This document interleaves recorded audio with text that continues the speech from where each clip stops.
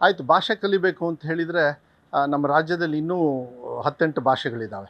ಎಲ್ಲೊಂದು 4ನೇ ಭಾಷೆ, 5ನೇ ಭಾಷೆ, 6ನೇ ಭಾಷೆ ಅಂತ ಮಾಡ್ಕೊಂಡು ಹೋಗ್ತೀರಾ. ಮಕ್ಕಳು ಕಲಿಯೋ ಕೆಪಾಸಿಟಿ ಇದೆ ಅಂಥೇಳಿ ಎಲ್ಲೋ ಒಂದು ಹತ್ರ ಹಂತ ತರಬೇಕು ತಾನೆ. ಇದೆಲ್ಲದೂ ಕೂಡ ಅವರ ಭವಿಷ್ಯದ ಕಾಂಪಿಟೇಟಿವ್ ಯುಗದಲ್ಲಿದ್ದಾಗ ಆ ಇತಿಮಿತಿಯನ್ನು ನೋಡಬೇಕಾಗ್ತದೆ. ಅವ್ರ ಜೀವನದಲ್ಲಿ ಎಷ್ಟು ಅವಶ್ಯಕತೆ ಅಂಥೇಳಿ ಸೆಂಟ್ರಲ್ ಮಿನಿಸ್ಟ್ರು ಶೋಭಾ ಕಾರಂಜಿಯವರು ಹೇಳಿದರು, ನೋಡಿ ನಾನು ಸೆಂಟ್ರಲ್ ಮಿನಿಸ್ಟ್ರು, ಈಗ ಹಿಂದಿ ನನಗೆ ಎಷ್ಟು ಉಪಯೋಗ ಆಗಿದೆ ಅಂತ. ಅವ್ರ ಹಣೆ ಬರಕ್ಕೆ ಆ ಹಿಂದಿ ನೋಡಿದ್ರೆ ಸಾಕು. ಸದ್ಯ ಕನ್ನಡ ಎಲ್ಲಿ ಮರ್ತು ಹೋಗ್ತಾರೋ ಅದು ಗೊತ್ತಿಲ್ಲ ನನಗೆ. ನಾ ಹೇಳೋದು ಏನಾಗುತ್ತೆ, ಯಾವಾಗಲೂ ಮಕ್ಕಳಿಗೆ ಒತ್ತಡ ತರಬಾರ್ದು. ಆ ನಿಟ್ಟಿನ ಮೇಲೆ ಕೆಲವು ತೀರ್ಮಾನವನ್ನು ಇಲಾಖೆಯಲ್ಲಿ ಸೈಂಟಿಫಿಕ್ ಆಗಿ ತೊಗೊಳ್ತೀವಿ ನಾವು.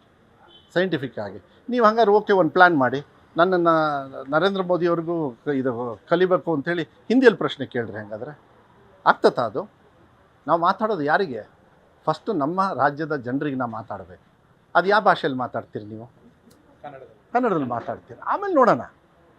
ಅದಕ್ಕೆ ನಾನು ಕರ್ನಾಟಕದ ಶಿಕ್ಷಕರೇ ಹಿಂದಿಯನ್ನು ಅವ್ರ ಹೊಟ್ಟೆಪಾಡಿಗೆ ಓದಿ ಟೀಚರ್ ಆಗಿದ್ದಾರೆ, ಅವ್ರನ್ನ ಬೀದಿ ಪಾಲ್ ಮಾಡಲ್ಲ. ಅದಕ್ಕೆ ನಾವು ಗ್ರೇಡಿಂಗ್ ಸಿಸ್ಟಮ್ ಮಾಡಿದ್ವಿ.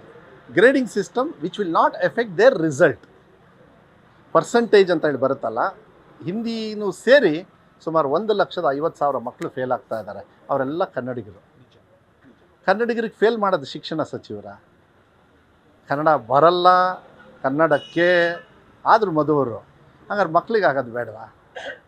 ಕನ್ನಡ ಮಕ್ಕಳಿಗೆ ಆಗೋದು ಏನು ನನ್ನ ತಪ್ಪ? ಅದು ಸಿದ್ದರಾಮಯ್ಯ ಸಾಹೇಬ್ರು, ನಾನು ಸಾಹೇಬ್ರಿಗೆ ಮಾತಾಡಿ ಮಾನ್ಯ ಮುಖ್ಯಮಂತ್ರಿಗಳಿಗೆ ಆಮೇಲೆ ತೀರ್ಮಾನ ತೊಗೊಂಡಿದ್ದು.